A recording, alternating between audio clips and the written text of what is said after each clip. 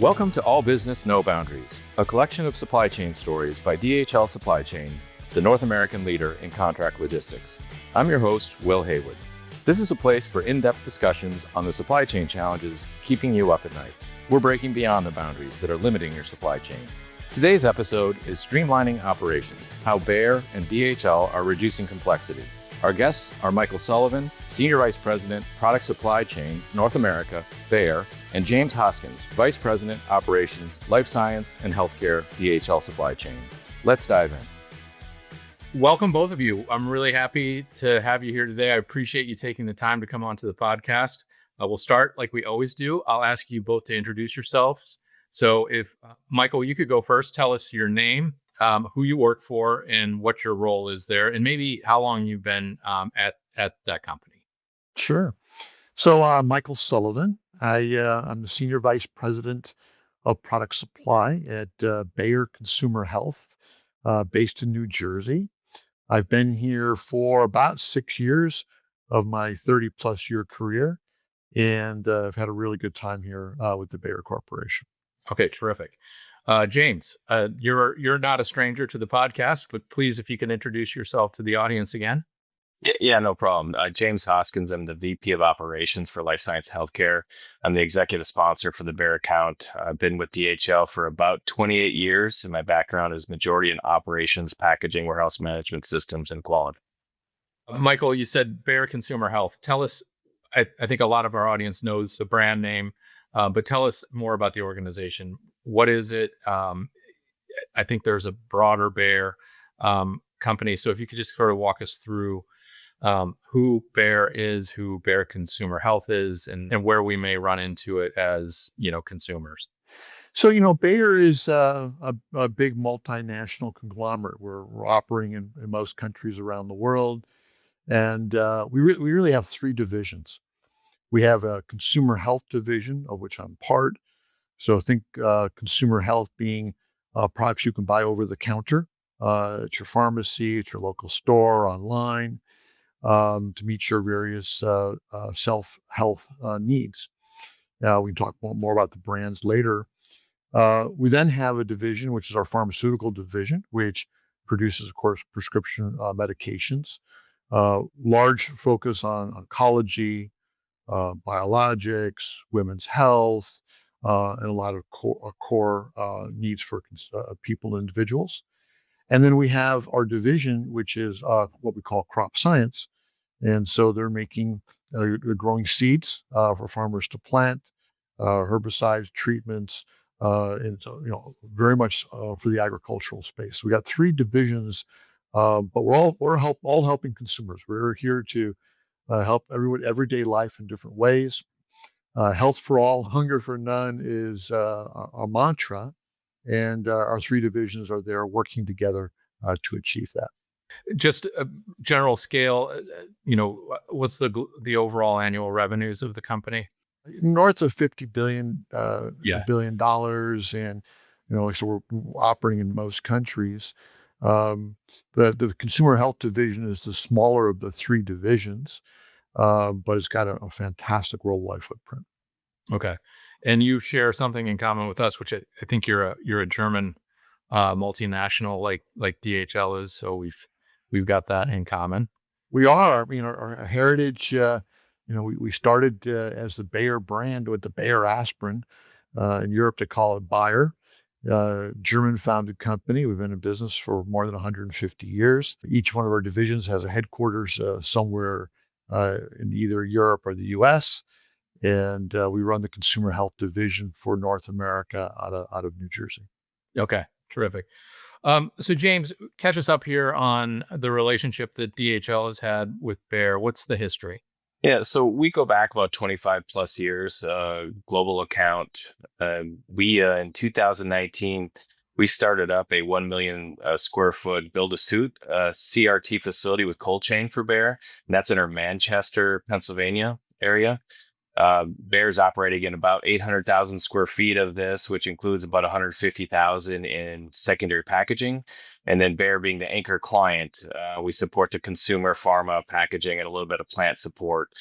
This was by design to have flexibility and scalability. So for Baier's needs to kind of grow or shrink into that space as they needed, we currently house about 5,000 pounds of raw material that supports that inbound manufacturing in Myerstown.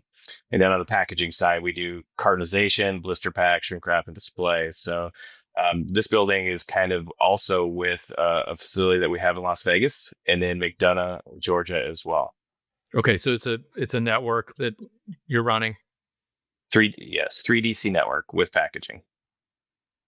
Okay, and so Michael, I think it's safe to assume that fits within your scope of responsibility. What else are you overseeing in your role as senior vice president? Yeah, so I have responsibility for manufacturing, both internally at our own facility and then externally with our CMO or country manufacturing partners in North America. Have responsibility for all of the supply chain functions, project management, the distribution team, which James works with in the U.S., and then as well as a customer logistics team. So I have part of my team is actually embedded with the sales organization, calling on customers, and then I've got a financial services team, which also collects revenue from all of our customers, both for the consumer business and also for the farmer division. One of the things that we talk about in this podcast is, careers in supply chain and how broad they really are. What you just outlined there certainly supports that contention. You said that you've had a pretty long supply chain career. Prior to coming to Bayer, what were you up to? Yeah, before Bayer, I spent 27 years at Procter and Gamble. Started in manufacturing management, which is what I wanted to do coming out of school. So got right into operations, spent a lot of my years in operations. But I've had the good fortune of working in most disciplines in the operations/supply chain space. So contract manufacturing, internal manufacturing, project management, supply chain, some procurement work along the way. Had a chance to work several years in Asia. About half my career has been doing work internationally. Changed companies a couple of times, and then came to Bayer in 2019. So I think I've had the good fortune of working almost every discipline you can imagine up and down the supply chain, and really enjoy operations. It really inspires me to be able to make a product, see it go out the door, and see it get into the hands of a consumer who's benefiting from it in the end. So you're at Bayer, and I understand you have a new global CEO, and there's a program underway that you're taking part in or leading part of, I suppose. Tell us what that is and kind of how it breaks down and what kinds of things you're working on. When I first came to Bayer in 2019, very traditionally run company. Run a lot from the corporate offices, run a lot from the global headquarters, things deployed to be done, things monitored, very traditional management approach. And, we wanted to do better. And the idea was, much like we've been trying to do in manufacturing for a long time, how do you get to run a business more locally? How do you get to run a business more from a bottoms up? How do you get teams to be more autonomous? How do you get more local decision making? How do you respond faster and better to products and development? How do you respond faster to customer needs and consumer needs? How do you take out bureaucracy and create agility? How do you make teams more effective together? How do you get teams to be inspired to drive as much efficiency at the unit level as possible? And how do you get people who are doing that work every day to create the insights and ideas and the creativity for improvement? And so I like this idea of dynamic shared ownership. What have we changed? Well, we've taken out a lot of bureaucracy. We've taken out a lot of kind of central organizations. We've taken out a lot of excessive governance. We've created more autonomous teams. We've created product teams we didn't have before, and we're driving efficiency this way too. So it's a journey, and like any other large culture organization transformation, it takes some time. We're about year 2 into this now. We're getting deeper and deeper into it. We're starting to see some benefits from it, but it takes time. And I think that's one of the key things about culture and organization transformation. It's not quick. You just don't send out the letter and get it done. You have to bring the organization along. You have to train. You have to bring a lot of people along with you. You have to be willing to listen to the issues and that some of the change creates, and making sure that you're going at a rapid pace, but bringing the organization along for success. What I feel really good about in the transformation we've made in the last kind of year and a half is, while we've made this large transformation, we've actually been improving results at the same time. And I think that just proves that it's hard, but we get it. We've gotten that done. And I would fully agree with you, Michael. We've seen the speed to implementation improve. Our direct contacts at the plant and these teams have had direct ownership. And when it comes to our innovation, that speed to implementation is very important, right? We're seeing a lot of that, and we're still new in this journey, but I have seen some great improvement in this area. So good things to come. Yeah. So James, go a little deeper here with some of the innovations. What kinds of things have you been working on with the Bear team? So we just did a customer for life. So we are kind of focusing on all the areas. I know we've got some areas where we're doing a lot of data analytics on some of our OS&D and finds through the end-to-end process. We've got some kind of the new gloves to help us pick faster. We're doing kind of like a visual voice pick as well. So we have, electric yard trucks, those sort of things. So all the normal stuff that you would see in those implementations, but really getting into this new vision of what Bear wants to be and how we're going to end up within 2 years, especially since I think the biggest thing for Bear is your objective to reduce inventory 25% across your network by 2027. So using all of our data and our analytics and our AI support to look at what that's going to be and how we can meet there to make sure that we are funding innovation responsibly, right? We can't put in a lot of these, big robotics and those sort of things until we know where we're going to be. So we're seeing a lot of stuff around data analytics, AI, and those sort of things, and reporting. Michael, what are your thoughts on some of those topics? Look, I think one space where we've made a lot of progress in the last couple of years is really about serving our customers. And first of all, our service levels are nearing all-time highs, which is great to see, and that's a joint effort between our manufacturing sites and our supply chain team, and you as our distribution partner. So I really feel good about the progress we've made on servicing the customers, but then how we service the customers. And what we're trying to do is take empty miles off the road. How do we get more efficient in a way that is better for the customer from a receiving standpoint? How can we make the whole experience better? How do we, help eliminate overshorts and damages and avoid fines and things that come along with those topics? So, these are collaborative activities. And one thing we've seen from the DSO effort is, even within our own organization, getting the customer team collaborating with the distribution team, collaborating with the financial services team has really helped us think more end to end on servicing the customer. And I think in the end, it's better for all the parties involved. Michael, when you say customer, are you thinking about consumers, or are you thinking about other entities? Our customers are the retailers. We're not a direct selling organization at all. So everything that we get to a consumer is getting to a consumer through a retailer. Those retailers may be brick and mortar. They may be online. Most are now a hybrid. And but in one format or another, we're selling to a retailer who is then getting to a consumer.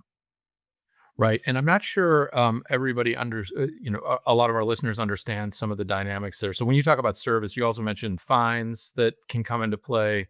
What are those dynamics, and how do you manage the relationship with your retailer partners to kind of get them the service that they need? How do they try to either support or guide your actions to deliver service levels?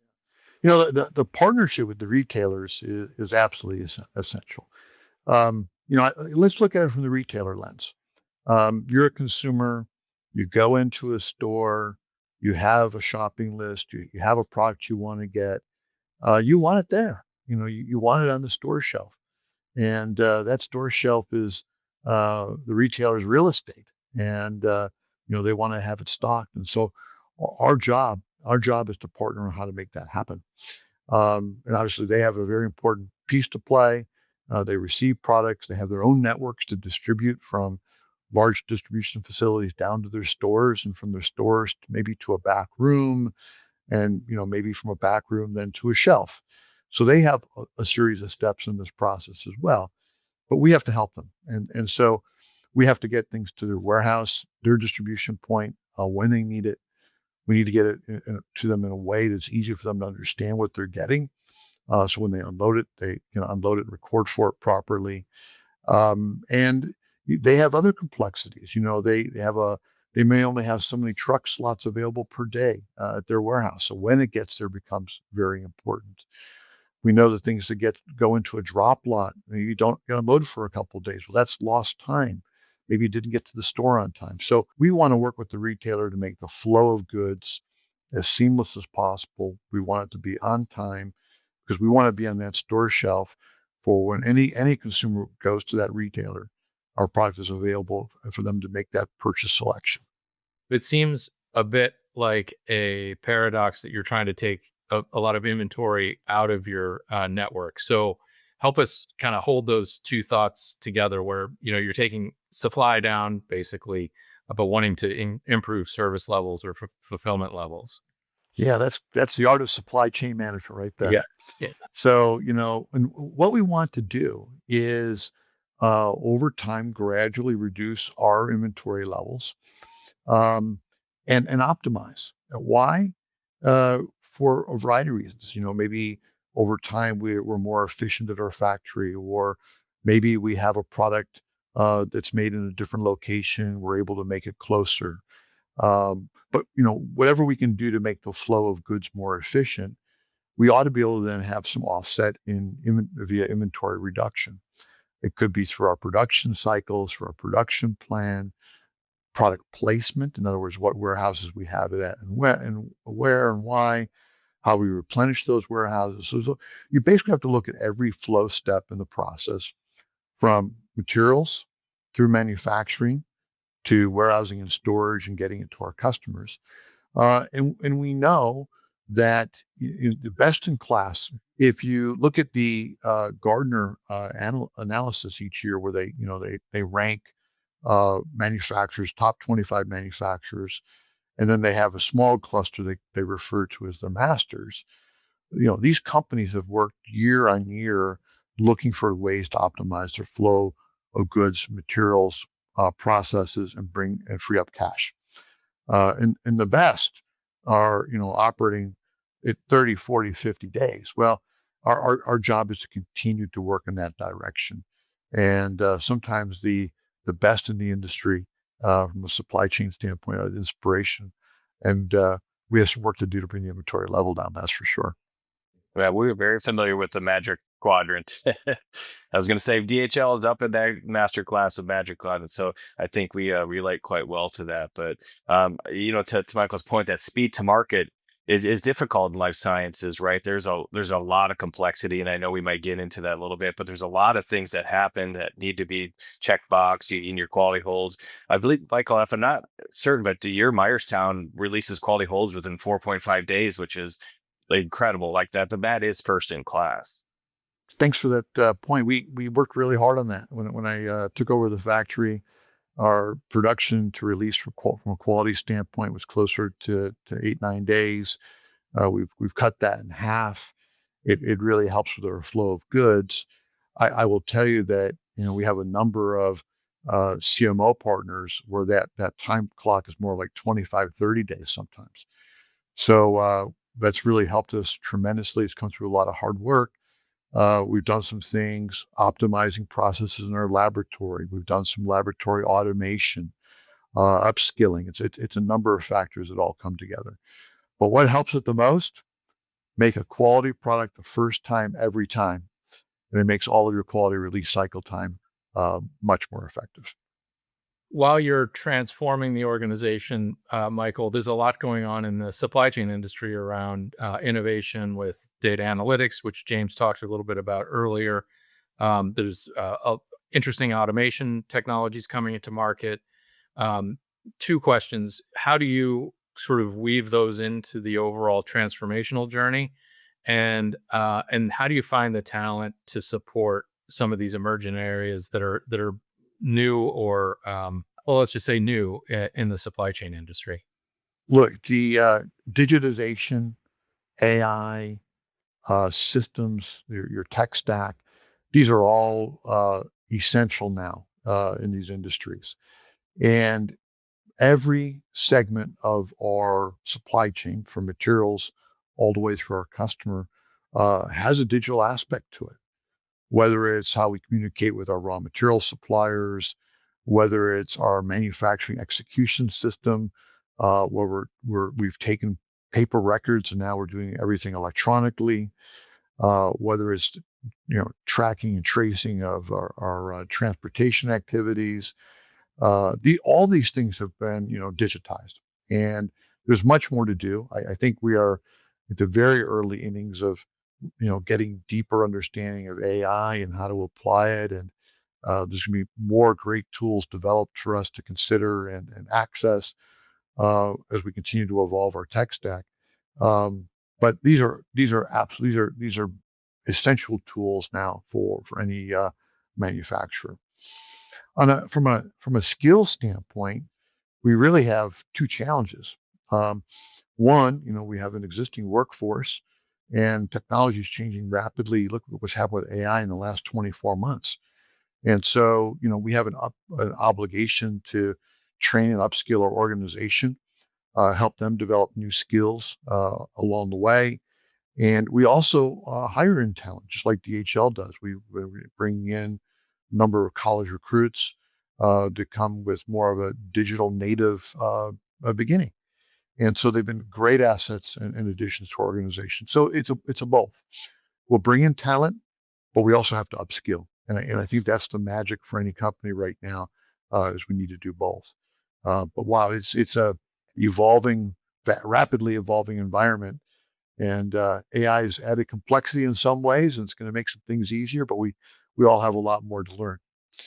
The biggest obstacle was that your company needs to invest, right? So we invest in those people as well, like you did, and we actually have programs, right? Because they're self-funding at this point, right? So we have our own AI platform that we kind of keep together. It's got a lot of cybersecurity and things on it, so the outside world can't get in there. But we use all the data from different customers to kind of look at some things. So it's in its infancy, but we do have a great staff that's working on it. And our innovation as well, right? We have an entire staff that comes in and looks at all the different things. They look at hundreds of different specs that we could look at that may fit into Bayer, may not. So I think that the biggest thing for us is just that collaboration that we do, especially, you see that in your QBRs on a daily, weekly basis, where our two teams are kind of really kind of looking at it and saying, hey, you have a gap here, we can fill that. And we have a gap, so we ask you, right? So it's just really a good team effort. And I think that the fact that both companies understand that this is a necessary, it's not going away.